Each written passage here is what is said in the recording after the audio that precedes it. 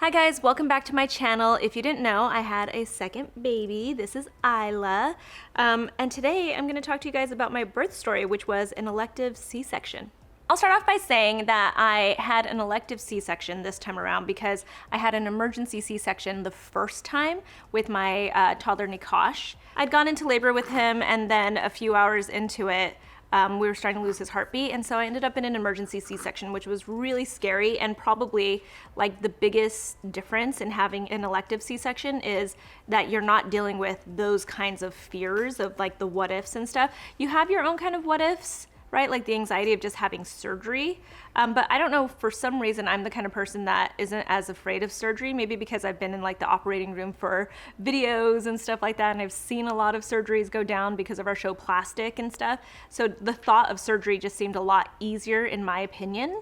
So actually I'll start with like 2 or 3 months before I had the C-section. That's how far out I knew. It was probably like 2 months before I knew the date of her birth, essentially. So like there's always the chance that you could go into labor before your scheduled C-section. We scheduled a surgery date with the doctor a couple months before, so it was like set in stone because the hospital can be really busy, especially in a place like Los Angeles. And that's kind of like interesting. It's like you're able to like tell your friends and family, like, this is the date she's coming. And then from there, you just kind of like spend the next couple of months knowing that that's going to be the birthday, getting a lot of criticism from people saying that you should try for a VBAC, and then explaining why you've decided to have an elective C-section and stuff. I don't know. I just really wanted it to be straightforward, you guys, and that was the biggest thing. But I will say it's not necessarily easier. So the night before the surgery, we had to be there at the hospital at 5:15 in the morning, which is really early, but at that point I was like not sleeping anyway. I was guaranteed to be up at like 4 a.m. no matter what anyway, so it wasn't that big a deal to get to the hospital that early.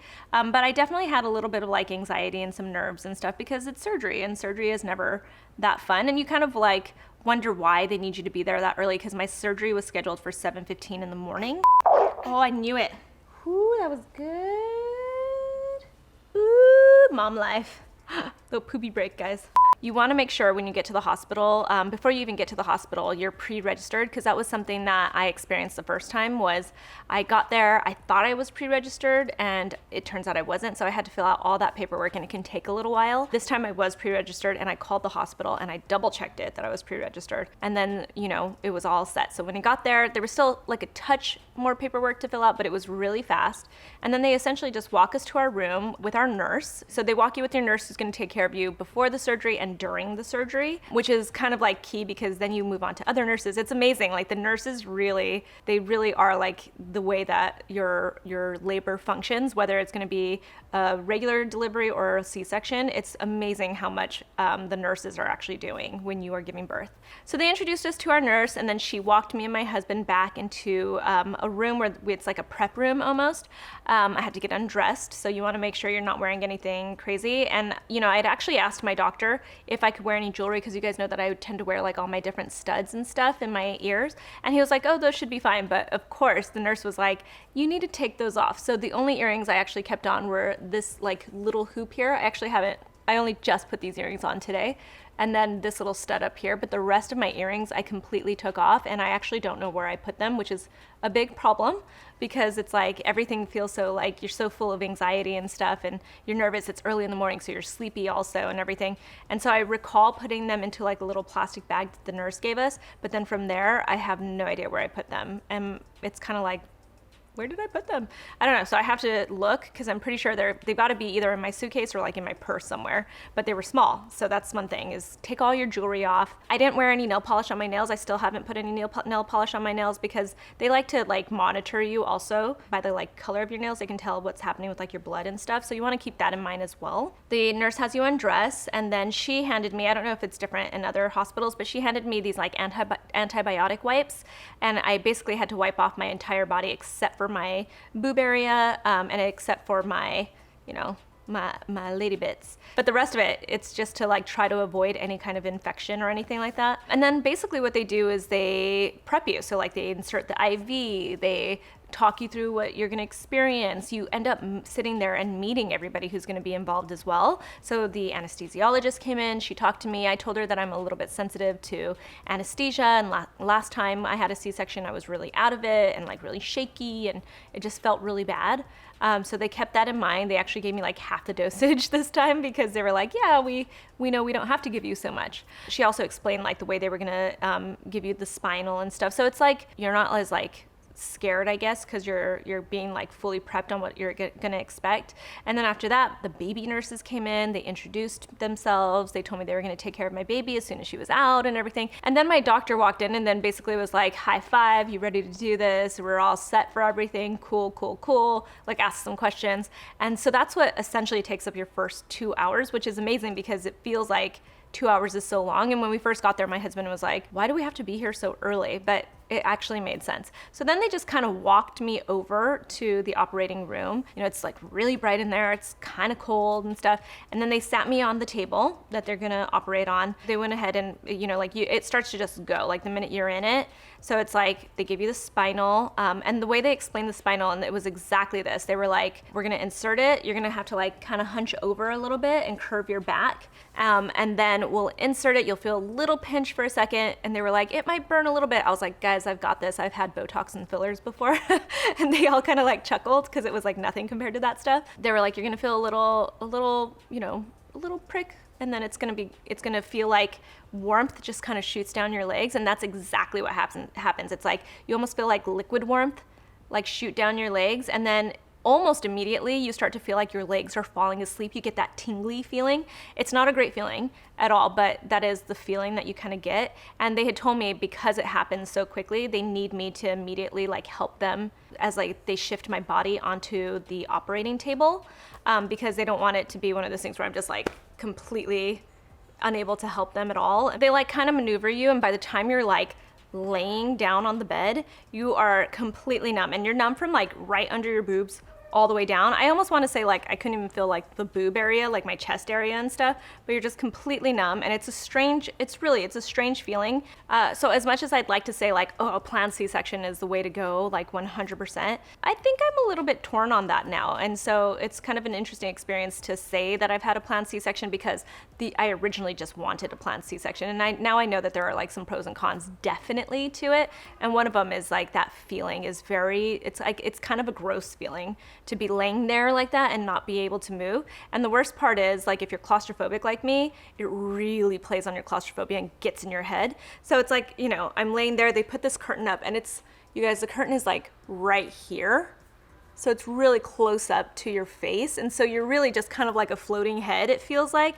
And the worst part about the planned C-section versus like the emergency one, I was so out of it. It felt like it was just like 5 minutes and I was out of it. Whereas like the planned one, it's like I laid there and I was like fully aware of everything that was happening because I wasn't pumped full of like epidural and Pitocin and all that kind of stuff. It was like, and then a spinal, it was like just a spinal. They gave me a very low dosage, just enough to like get me numb, and that was it. You know, you're like laying there, and then they take like I don't know what they take, like a pin or something like that, and they'll poke you a little bit like around your stomach and stuff, and they're like, can you feel this? Can you feel this? Can you feel this?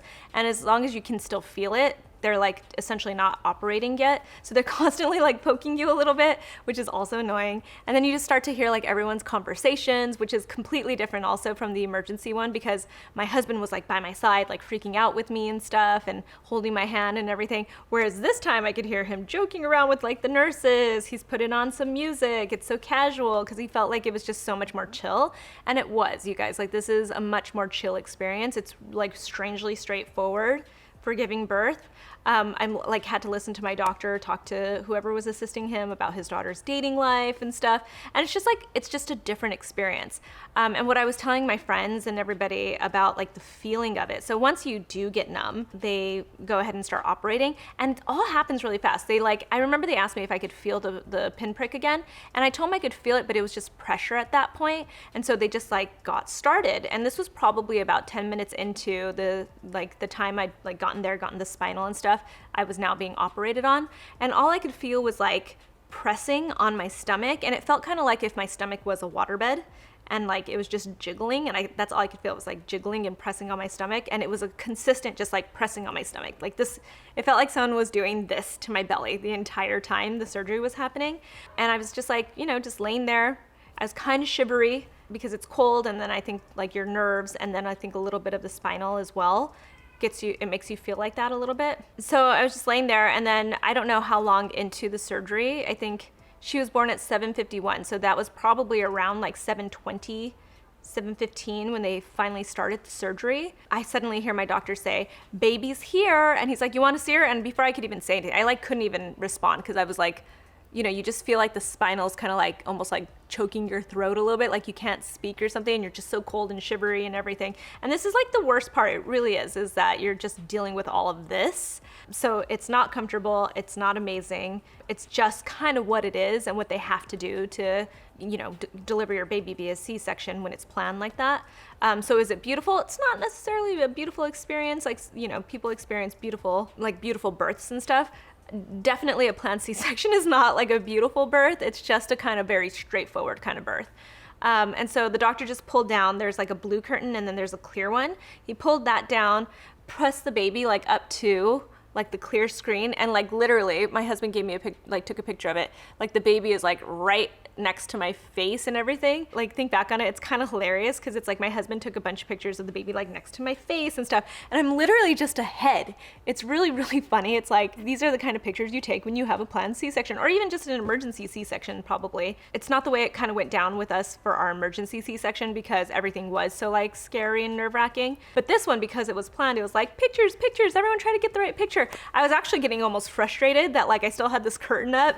I had no idea what was going on like down below, and my husband's over here like taking a million pictures and trying to tell me to pose with my head and a baby next to me. That's kind of like the situation. And then from there, they clean you all up, close you up and stuff, which is such a funny thought. It's such a weird thought that they like open you up. They do not pull your organs out. I've heard some people have actually asked me that. Like I've heard that they take all your organs out, like your major organs. I think they do kind of like push them to the side a little bit. They're already pushed to the side because you were holding a baby in there. But anyway, once pictures are done, they, like close you up, do whatever. I have no idea. You really have zero idea what's happening to your body because you really can't feel anything. And then they do this thing where they like kind of like lift you in a very strange way, and they put you over onto like kind of like a stretcher kind of like wheelie bed. And then they put the baby on you and everything after they've like cleaned up the baby for you and stuff. I think my husband, he cut the umbilical cord. Like at this point in the birth, I kind of felt like I was like sort of out of it at that point. Maybe because like then I'd start to like chill out a little bit more too. Knowing that the baby was like safe and healthy and everything.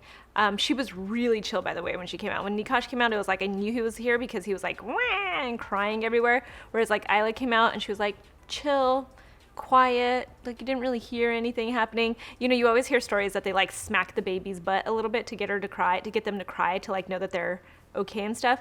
But I don't think they did that at all to my baby. So, because she was like quiet the entire time that she had come out. So I think that's a myth, by the way. I think that's something you just see happen in movies. From there, that's when I start to realize like, okay, maybe a planned C-section is kind of easy because they like put the baby on top of your chest, they wheel you into a recovery room, and you essentially just like hang out in a recovery room for like a good hour or two. They like want to make sure that you're good. They set up like Pitocin and that kind of stuff so that you kind of keep getting contractions with your uterus and stuff, and it starts to shrink down a little bit. Everything is just like really smooth at that point. And once it was all over, then I was like, okay, that wasn't too bad. But it was like during the process that I felt it to be very daunting. My claustrophobia was getting to me, my anxiety was getting to me and stuff. But then again, when it was over, it really was just like, okay, it's over, and I've got a healthy, beautiful baby and everything. And I was able to start breastfeeding her immediately. I actually had a lot of colostrum, so it didn't affect any of that kind of stuff. I know a lot of people wonder that. I will say that recovery from a C-section with a toddler has been really, really rough. Like that's been one of the harder things is, after my emergency C-section, I got to come home. I got to literally like hang out on the couch and stuff and take my time. And my husband just helped me with the newborn and everything, going up and down the stairs and stuff. This time around, I've had to actually be like, like quick on my feet, like get up and like stop my toddler from like pushing the newborn out of her like little snuggle me bed, or like pushing her on the swing and stuff and telling him like gentle, and being very like quick and with it and chasing him and stuff. I've even had to go on a couple of walks because you like start to realize you have to take care of your toddler. So I'd say actually the hardest part about having the second baby for me has been the toddler, and that has contributed to the C-section recovery being a little bit harder. I would also say that for some reason the second time around, I feel like the incision is a little bit more sore and painful. I've had like a shooting pain that kind of goes up my like left side, and I've noticed now that they've taken off like the bandages and all that kind of stuff, that I've got like a little bit thicker, I don't know if it's like scar tissue forming underneath it or something like that, but on the side where I have that shooting pain, there's something thicker underneath the incision. So I'm assuming that's like scar tissue that's forming. I asked my doctor about it. He said it's completely normal and part of the healing process. So I did run that by him. I'm not just making guesses and stuff. But yeah, that was my birth story. Planned C-section, not romantic whatsoever, you guys. Very straightforward, a little bit daunting, not a little bit, very daunting. And you still get some anxiety, but there is something to be said about just like knowing, just kind of knowing what the process is going to be once they explain it to you and stuff. It's much different than having, a natural or vaginal birth, because you really can't control anything. You really have no idea what's going to happen and what the outcome's going to be. So that's really like the biggest difference, is that this just was very straightforward. Everything was so straightforward, up to like even, like the recovery part of it and going into my hospital room and stuff like that. The nurses just come in and they're just like, this is that. And it's very straightforward. No one's like, oh, you've got tears, or you were pushing, or you must be exhausted. That was the other thing. I just wasn't even that exhausted because I'd had like pretty much a normal sleep the night before the surgery and stuff like that. Whereas like when I went into labor with Nikash, it was like midnight when it woke me up. And then it was like 4 or 5 o'clock in the morning when I was like trying to deal with like all my contractions and stuff. And then I had to get wheeled into the operating room and everything. So I was way less exhausted from the planned C-section, which is also something to note. Magic of editing, my little baby is back. You guys actually didn't see, this story is like maybe a 20-minute story, but it's taken like over an hour and a half to shoot this video because she had her diaper change. I've gone up to feed her. There's little breaks because Nikash woke up from his nap. There's a lot that happens behind the scenes, guys. But my little baby is back. She has fallen asleep from eating. So I guess this is a perfect time to just tell you a little bit more about her too.